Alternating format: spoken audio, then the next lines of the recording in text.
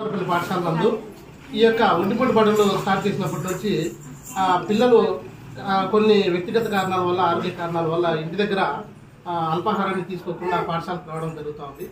దీన్ని గమనించినటువంటి ఆ పాఠశాలలో పనిచేస్తున్నటువంటి మా పాఠశాల నా సహోదరుడు కమల నాగరాజు గారు అల్పాహారాన్ని ప్రతిరోజు అందించాలని మాకు సూచించారు. దీన్ని కంటిన్యూ చేస్తూ ఈ ఒంటిపూట బడుల కాలంలో ఉదయం పూట పిల్లలకు అల్పాహారాన్ని అందించాలనే మహత్కరమైనటువంటి కార్యక్రమాన్ని శ్రీకారం చుట్టాడు. కాబట్టి ఇలాంటి కార్యక్రమాలను మరెన్నో మా కమల నాగరాజు సార్ గారు చేయాలని, పిల్లలు ఈ యొక్క కార్యక్రమాన్ని దాన్ని సద్వినియోగం చేసుకుంటూ దీనికి గ్రామస్తులు అధికారులు మాకు వినోదం ఉండాల్సింది కోరుతున్నాము.